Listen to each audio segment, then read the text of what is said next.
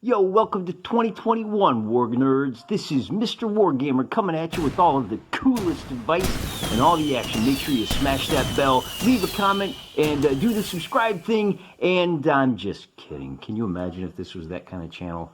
Whew. Exhausting. Welcome to 2021, Wargamers. We're painting alone together. Still. I believe the curve is flat. We did our 2 weeks time, and then here we are almost a year later, still painting alone together. And you know what? I think we'll be painting alone together for years to come because it's just too much fun to do anything else. For those of you that are new to the channel, over the last couple of weeks, I actually had more subscribers show up while I was on hiatus than I had in any other month. Maybe I ought to go on hiatus more often. That would certainly please a lot of the haters. But we're not going to do that. Spend a little time painting together and having a good time. And we're going to talk about some highly controversial subjects. If you want a nice, safe channel, you're probably in the wrong place.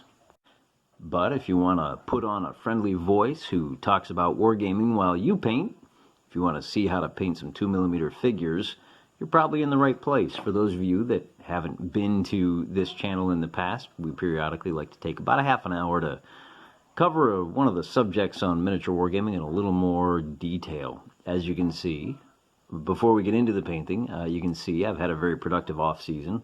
In addition to finishing up a 2mm army, I managed to paint a whole bunch of 2mm terrain, including this happy little village right here, complete with a river crossing.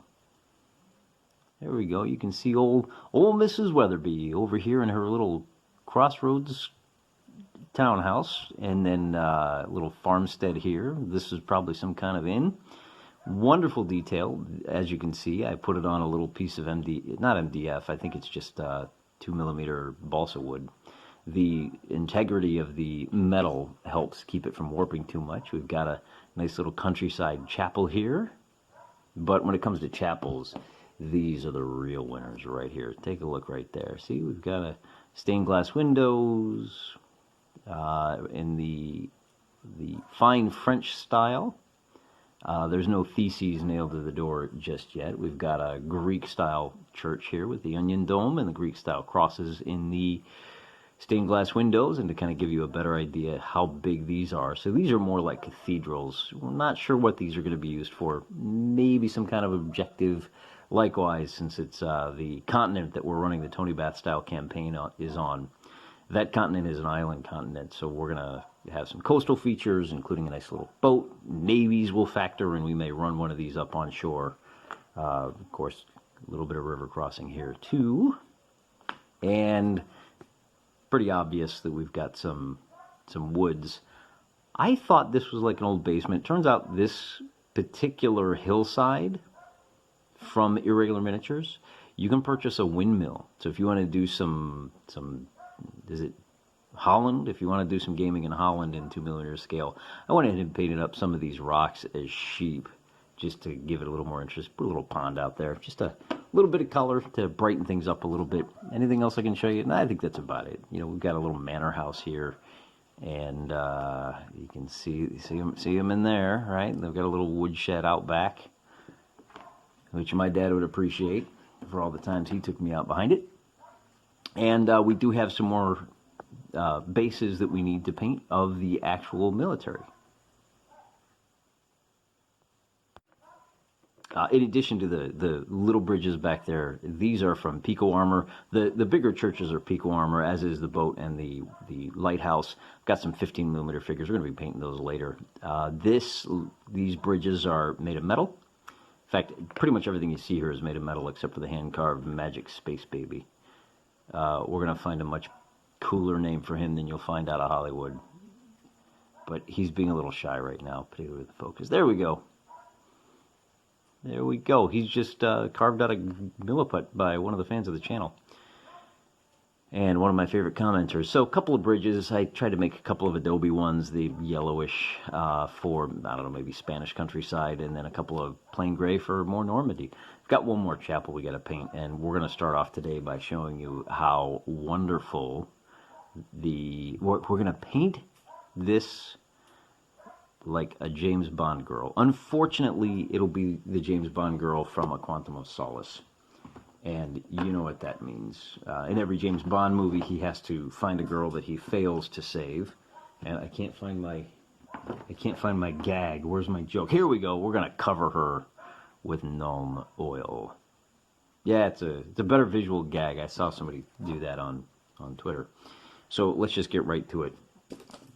This is the cheater style of painting, and I love it. Works particularly well. For those of you that have never seen this done before, it works. Where am I going to put this? I got a fortress I got to paint at some point too. Let's stick her right there. The real challenge here is figuring out how to keep everything focused and in place and still be able to see what I'm working on without spilling anything. Now this is a combination piece, actually. The nice little courtyard here, which I'm just now remembering is a courtyard, that is from Irregular Miniatures, and it came with a larger cathedral. I didn't like the cast, so I stuck one of these Pico armor churches on it, and we're going to go ahead and bring out all of the detail. As you can see, nice white roof, nice black walls, and all you got to do to make this guy jump out, we're going to give him a nice slate tile roof, and we're just going to slather on the Nuln Oil. It's going to bring out that crown ridge as well, and just like that, nice and thick. Not so much on the roof, but if we bring her around to the front, you don't want to go on too thick, just enough to bring out the texture of those stones.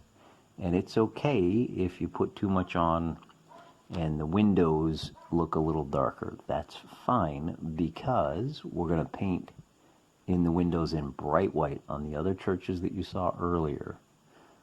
Those were done just slathered with the Nuln Oil.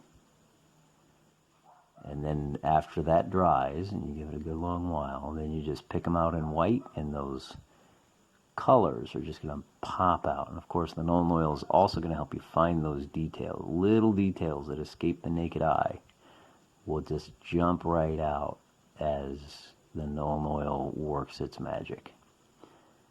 Looks like we're going to have to paint the courtyard too. You can see I put a little bit of sand around the edges, so we'll turn that into some bright, colorful gardens. And just like that, we are painting. And you're probably sitting alone, but you're not alone. I'm with you in spirit, people. And with that, while my brush does its magic, we're going to let our minds wander down deep and dark paths. And I mean dark paths, because we're going to start talking about something important for the hobby.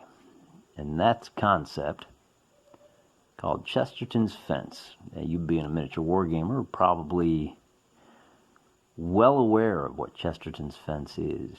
Skip ahead if you don't want to go through the basics. But basically, if you're not familiar with the concept, what I want you to do is pretend that you're taking a walk along the English countryside. Cut through a nice green pasture, and as you're walking up the hill, you encounter a barbed wire fence, and you look around and you think, why is this fence here? I don't see any reason for a fence to be here. And being a good person who wants to make things easier on all of the other hikers who are sure to follow in your footsteps, take out your wire cutters, you cut that fence down, and you go along your merry way. Now, you don't know why that fence was put there, but fences take a lot of time, they take a lot of effort, and they take a lot of energy. Somebody put that fence there, and a casual glance around the field won't tell you that they did it, because there's a lot of wolves in the area. Switching over to Seraphim no, I think we're going to go a little darker here. I've got a couple of supply trains. Yeah, we'll use a little earth shade on those bad boys. So somebody went to all the trouble of putting that fence up, and they did it for a reason. It solved a problem, and you came along later on, and with an incomplete set of knowledge, you knocked that fence down. And you think you're a good person because you helped out people that are just like you. And what you don't realize is a lot of wolves in the area, and now the wolves can get in, and they're in amongst the sheep, and they eat all the sheep, and the farmer who was raising them, the shepherd, was counting on that fence. Now that his sheep are gone, he's not going to survive the winter, or he can survive, but he's not going to make enough money. He's not going to have the wool to sell to buy the medicine. And little old Timmy just couldn't make it because he didn't get the medicine he needed so that he could walk without crutches. But you're a good person because you cut that fence down. Now, of course, we're not actually talking. See, I don't like this right there. We're going to get rid of this guy. I don't like that rock. And we'll paint over that when we do our regular terrain. Now, the concept there is, of course, we're not talking about fences, are we? We're not talking about hiking through the woods. That is an allegory. And it's an allegory for something much bigger. And that bigger thing is called culture. And we have a bit of a culture here in the miniature wargaming hobby, and that's why we're talking about it. So culture is comprised of, we're going to stick a pin in that idea, we're going to come back around to it. Culture is comprised of a lot of interlocking traditions. For those of you that haven't been around so long and you're not aware of what a tradition is something that a culture does to solve a problem. For example, too many children raised without parents? Well, no problem, we'll start charging alimony. Or we always go to war with the neighboring tribe? Well, no problem. Don't go talk to people from that neighboring tribe. We don't wear white during certain times of the year, after Labor Day, we don't wear white after Labor Day, before Memorial Day. There's a reason for that tradition. Now, maybe the reason for that tradition is gone, but people keep doing it. Well, that's because oftentimes traditions that solve a problem will solve the problem so effectively that people forget the problem is even there. That's a good thing. We like when that happens. In fact, if it happens for several generations, sometimes those traditions get handed down time and time again. Why do we turn the lights off when we leave a room? Well, because oil's expensive. Well, what about when electricity's cheap? Why do we still do it? Well, there's a good reason for it. Just keep doing it. Why am I talking about this with respect to wargaming? Because there's a lot of people out there that look around the wargaming hobby and they see a whole lot of fences. Of course, we're not really talking about fences, we're talking about gates. They see gates and they think, oh boy, we shouldn't have these gates in place. Let's knock down all these gates, because I can't think of a single reason to have them in place. Well, I've got to think of them as Chesterton's gates. You can't think of any reason why those gates should be in place, and you, in your 2 years in the hobby, are certainly wiser than such luminaries as Don Featherstone and Tony Bath, who were very different minds than the luminaries we have today. Oh, but you're smarter than them. You can cut down this fence because you looked around this one little field and you just kind of know. Not a good plan. Not a good plan. So as you listen to people talk about how to fix this hobby and how the secret to fixing the hobby is to change pretty much everything about it, I want you to remember that gates are a good thing. I want you to remember that gates need to be watched because there are barbarians out there who don't like your traditions, who don't like your way of life. And they may see your churches full of gold, the gold that was laid down through generations of hard work, generations of tradition building. And they may say, I bet you I could get my hands on some of that gold. The current popular term for gentlemen of that ilk is grifters. And you'll know a grifter because he's got a lot of good plans that he's really sure will work. He's been in the hobby for almost a year now. He's seen it all, done it all, knows it all.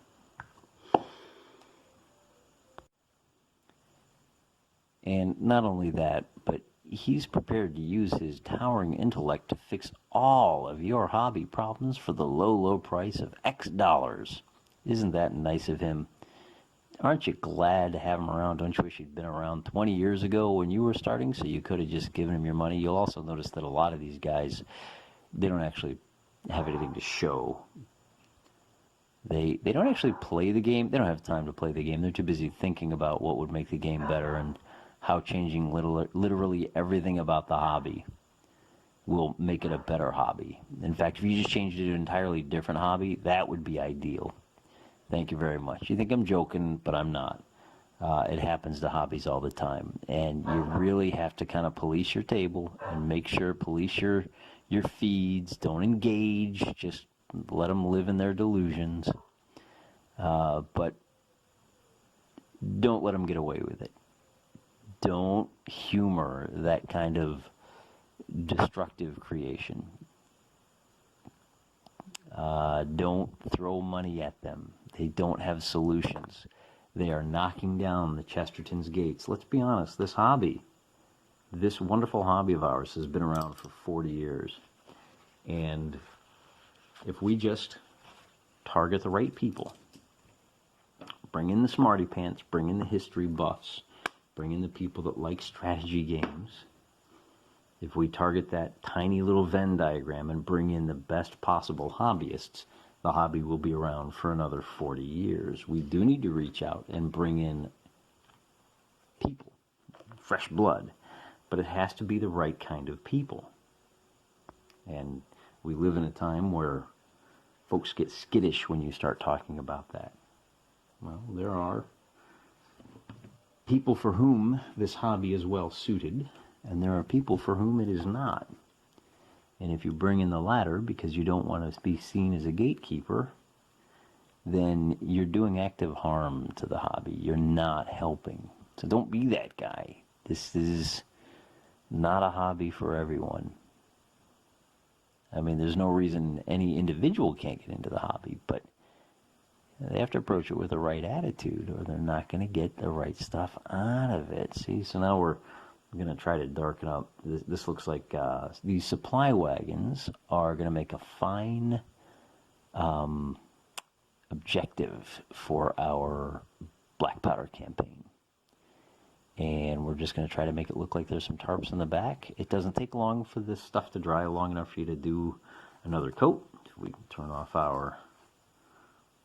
back on our autofocus and invite Mr. Camera. See, from a distance, it's looking better already. And then I'll show you exactly how that little paint job. I got a couple of really gnarly paintbrushes here. Look at this guy right here. So for this, I use a pretty gnarly paintbrush. You can see how curled and old and twisted that bad boy is.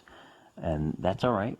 That's all right. That's not going to hurt us at all. In fact, look at what we're doing here. This is literal sand, little shards of glass, of silica. Well, it's actually coral sand in my case, but you get the point.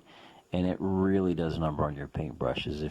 If once you go terrain like this, you're not going back to painting any stained glass windows, I can tell you that. But it also, if you're careful, you can still get right down in there. Here, let me lock my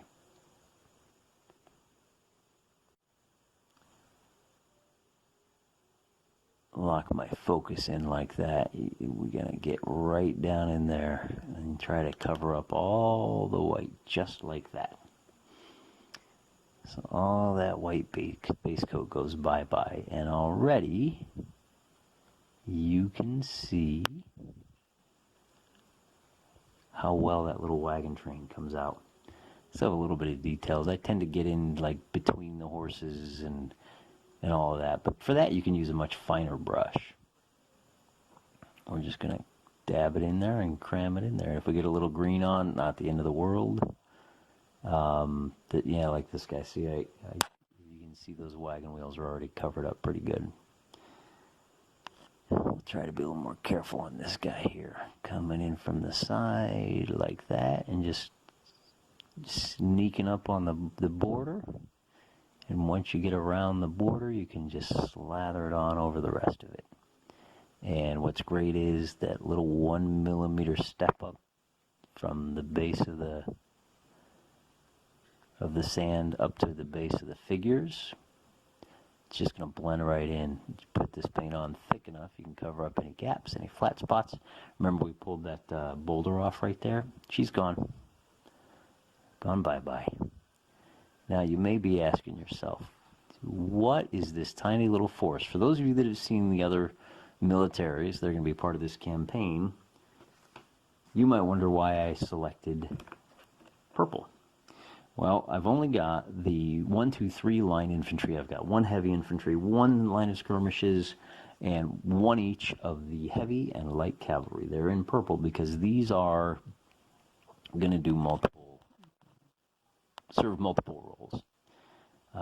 Anybody can use these troops, kind of. I've got a couple of chance cards that might come up. Every country gets a chance card every year, and it's possible that a chance card will reveal partisans popping up or local militias. So, enraptured by the king's decision to try to seize the Trojan throne, that they form their own little militias, which would be great, because a militia, even just a little 6-band militia, six base militia, that's going to be, we can count it up, it's going to be 2, 4, 6, 8, 9, 15 points, 15 free AP. That's a pretty good chunk of change for starters.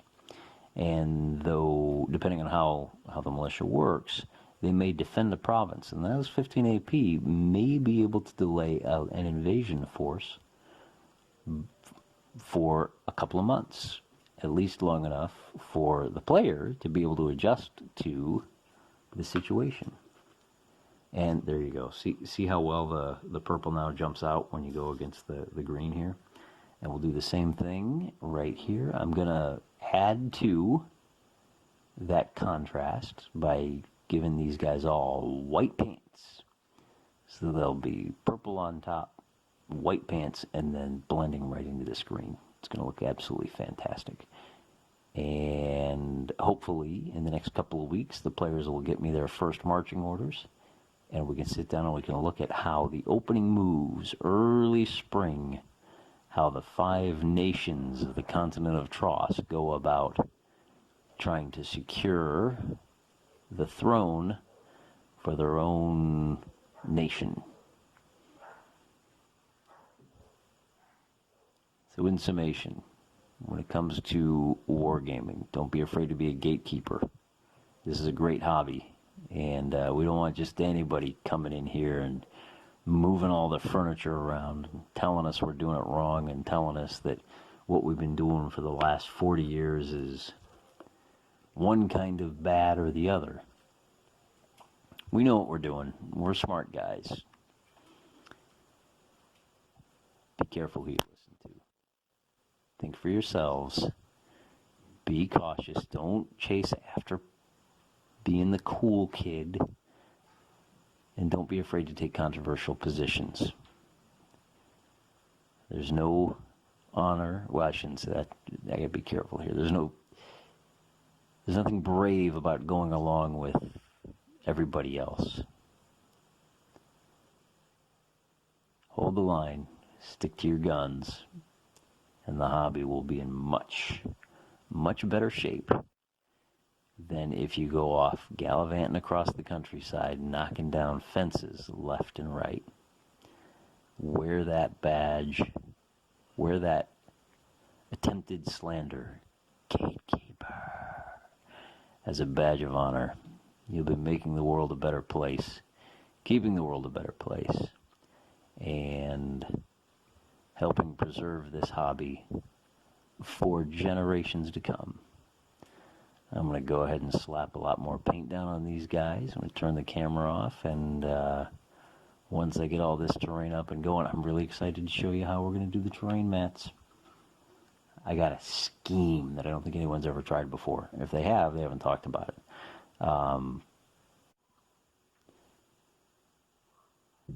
But that's a discussion for another day. Until that day, don't be afraid to preserve this hobby. Preserve it from newcomers. Preserve it from those who would trade our heritage for a little cheap fame. Keep your table your own. Keep doing your own thing. Don't worry about the community. You take care of yourself. If we all do that, the community will be just as fine today as it was 20 years ago. And remember, I'm praying for you.